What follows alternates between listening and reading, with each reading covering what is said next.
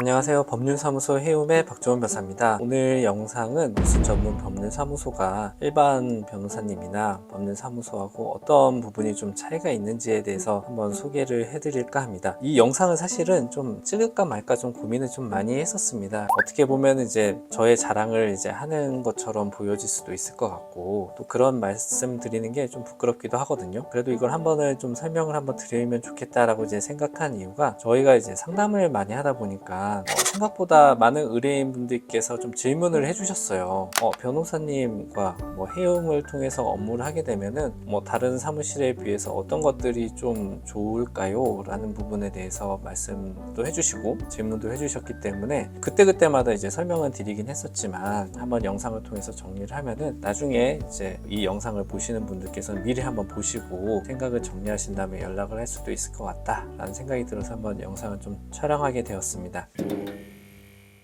일단은 굉장히 좀 많은 부분들이 있는데요. 저희가 일단 첫 번째로는 전반적인 업무에 있어서의 깊이라든지 이런 것들이 좀 다를 수밖에 없다는 말씀을 좀 드리고 싶어요. 저도 사실은 누수 소송만을 이제 수행하기 전에는 다양한 사건들을 했고, 그리고 누수 사건만을 이제 진행하겠다 생각을 할 때도 사실은 그렇게 이제 업무의 깊이라든지 이런 것들이 있을까에 대해서 저 스스로도 좀 고민을 했던 것 같습니다. 물론 이제 한 가지 사건에 대해서 집중하다 보면은 당연히 이제 경력과 능력이 이제 향상될 수밖에 없다는 생각은 했지만, 저희가 이제 업무를 하면 할수록 아직까지도 누수 사건만을 진행하면서 다양한 사건들을 수행하는데 이런 여러 가지 경우의 수들이 생기는구나, 이런 것들에 대해서 이렇게 대응을 해야 되는구나 라는 것들이 아직도 있는 것 같아요. 그러면 저희가 좀 예를 들어 보면은 누수 소송을 시작하게 되면은 처음에 이제 소장을 만들게 됩니다. 그래서 소장을 통해서 우리는 어떤 사람이고 상대방은 누구인데,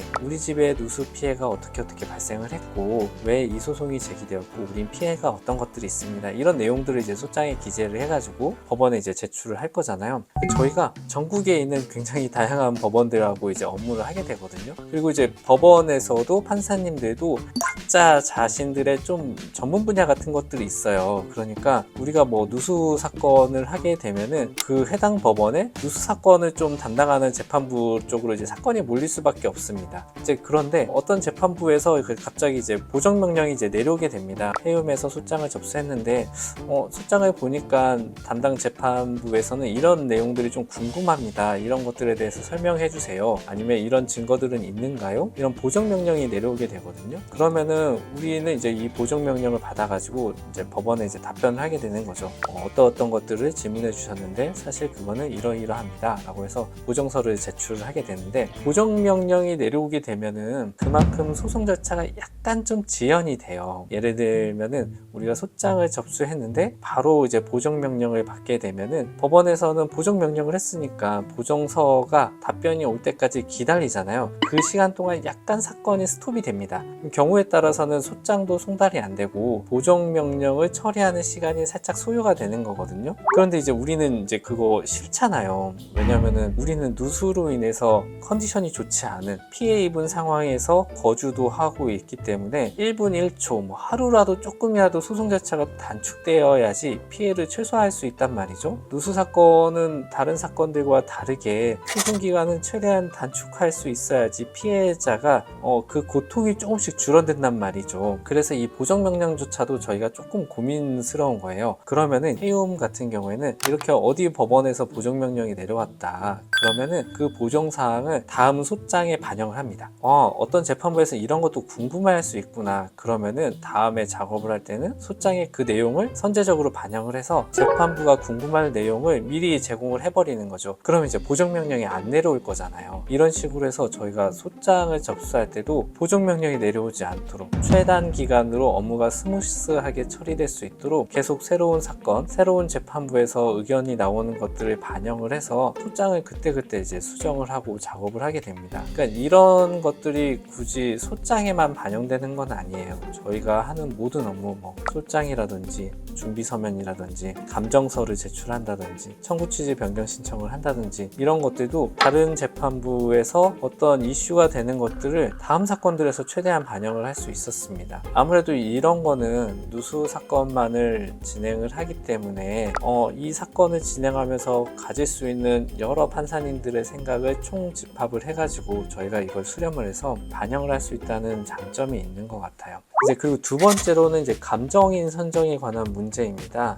누수 소송을 하게 되면은 잘 알고 계시는 것처럼 누수 원인과 손해배상 금액을 특정을 하기 위해서 저희가 감정 신청을 할 수밖에 없거든요. 그러면은 이제 법원에서 감정인 후보자들을 보통 한 두세 명 정도 이제 제시를 해 주시고, 그 중에서 저희가 한 명 정도를 이제 감정인 후보자로 의견을 이제 하게 되는데요. 초반에는 의뢰인들이 이렇게 여쭤보셨어요. 감정인들마다 능력 차이는 없는가요? 이런 걸 여쭤보셨는데, 그때는 사실은 법원 감정인이라는 거는 어떤 전문적인 학식과 경력과 일정 수준의 능력을 갖춰서 법원의 나름의 필터링을 통해서 이제 업무를 수행하시는 분들이기 때문에 능력이 비슷비슷하십니다. 그러니까 너무 걱정하지 마셔도 됩니다. 라고 이제 좀 말씀을 드렸는데, 실제로 저희가 업무를 하다 보니까 감정인들마다 업무의 능력과 이런 것들이 편차가 분명히 존재합니다. 이 부분들은 좀 법원 감정인들께서도 경각심을 가지고 업무를 하셨으면 좋겠어요. 저희가 계속 말씀을 드리긴 한데, 그럼에도 불구하고 예전의 업무 방식을 고수한다든지 이런 분들이 분명 계시는 것 같습니다. 어쨌든 그러면은 저희 입장에서는 이 감정인을 누구로 지정을 해서 업무를 하는가에 대해서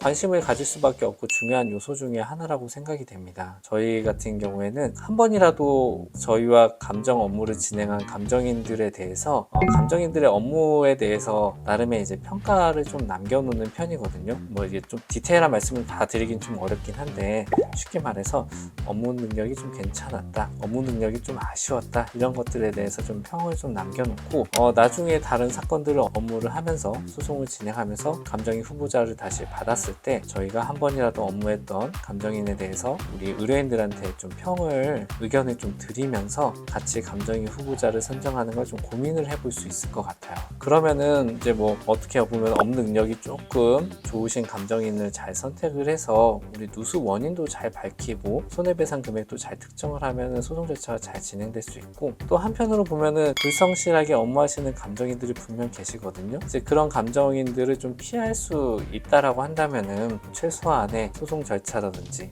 어떤 감정 결과의 객관성이라든지 이런 것들을 좀 담보할 수 있고, 그게 결국은 나중에 소송이 매끄럽게 잘 마무리가 된다거나 시시비비가 없이 분쟁이 없이 깔끔한 판결이 나온다, 이런 부분하고 연결될 수밖에 없거든요. 저희가 이제 대한민국의 모든 감정인들을 다 만나볼 수는 없었지만 그래도 누수 사건만을 수행을 하기 때문에 누수와 관련된 감정 업무를 하시는 분들하고 많이 접촉을 할 수밖에 없고, 그런 감정인들과 많이 업무를 하면서 여러 가지 경험을 또 쌓고 있다. 그 부분도 의뢰인들이 분명 일반적인 사무실과 누수 전문 사무실과 분별해서 받을 수 있는 서비스의 종류라고 생각되기도 합니다. 그리고 이제 마지막으로 좀 얘기해드리고 싶은 것들은 돌발 상황에 대한 대처라는 부분이에요. 이거는 어떻게 보면 이제 법리적인 부분하고는 좀 상관이 없습니다. 우리 누수 사건이 법리적인 거는 그렇게 어렵지 않을 수 있거든요. 뭐 민법 758조 공작물 책임을 지운다, 뭐 공동주택법이라든지 집합건물 관련 법령이라든지 이런 것들에 따라서 뭐 피해 손해를 청구하고 책임 주체가 누가 되고 이런 것들을 이제 대부분 좀 구분할 수 있습니다. 그런데 이 누수 사건 진행하면서 생각보다 이제 법리적인 부분이 아닌 변수들이 좀 많아요. 뭐 예를 들면은 감정 업무를 진행을 하는데 감정인께서 이제 이렇게 말씀하시는 거죠. 여기 어떤 피고 세대의 배관에 좀 문제가 있는 것 같은데 여기에 대해서 좀 공기압 테스트를 해야 될 것 같습니다. 그런데 이제 제가 장비가 없네요. 원고 측에서 이 장비와 인력을 동원하실 수 있나요? 이런 요구를 한단 말이죠. 그러면은 일반 법률 사무소에서는 이런 요구를 받았을 때 어떻게 처리할 수 있는가, 이런 생각이 이제 들 수밖에 없는 거죠. 이제 저희는 이제 이 누수와 관련된 업무를 하다 보니까 뭐 자연스럽게 이런 탐지와 관련된 협력 업체들과 이제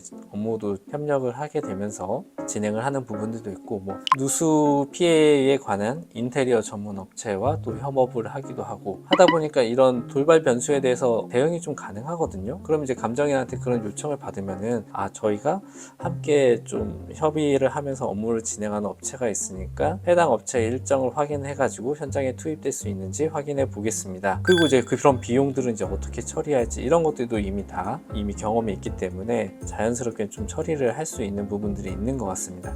그러니까 이제 누수라는 특수성 때문에 발생하는 것 같아요. 누수 사건이라는 특수성 때문에 감정하는 데 있어서 돌발 변수들이 분명히 생기게 되고, 사실은 이제 감정인 선생님들께서 이제 그런 것들도 좀 알아서 좀 잘 처리해 주셨으면 좋겠는데, 그런 것들을 원고 쪽에다 이제 요구하는 사례들이 있단 말이죠.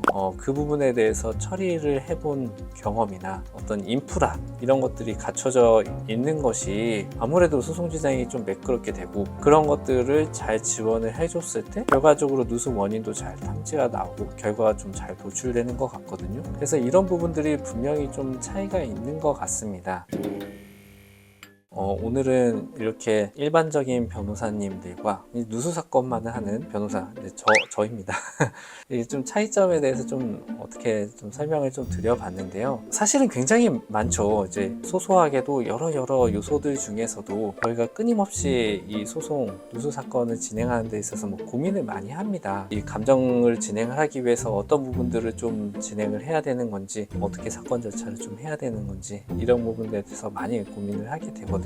그러다 보니까 이제 어느 순간이 되니까 이런 경험들도 생기는 것 같아요. 이제 전화를 받습니다. 그래서 변호사님, 저희가 이제 윗집인데 소장을 받았습니다. 변호사님이 한번 검토해 주세요 하고 알겠습니다 하고 이제 소장을 받는데, 저희가 만든 소장하고 너무 비슷한 거예요. 청구 취지를 작성하는 방법이라든지 청구 원인의 항목이라든지 앞으로 소송 진행의 전략에 대해서 좀 간단하게 기재를 한 부분이라든지 이런 것들이 너무 비슷한 거예요. 그래서 이거는 좀 아니지 않나 라는 생각이 들었다가도, 또 한편으로는 이제는 다른 법률사무소나 이런 데서 이제 우리를 따라하는구나, 그러니까 어떻게 보면은 우리가 누수 소송에서는 선두주자가 되고 있구나, 이런 생각도 들기도 했거든요. 더 이 누수와 관련된 사건들에 대해서 공부도 하고 해서 앞으로도 계속 다른 사무실들이 따라하는 사무실이 돼야 되겠다, 이런 생각은 좀 하게 되었거든요. 그래서 이런 부분에 대해서 한번 영상을 통해서 한번 설명을 한번 해드리고 싶었습니다.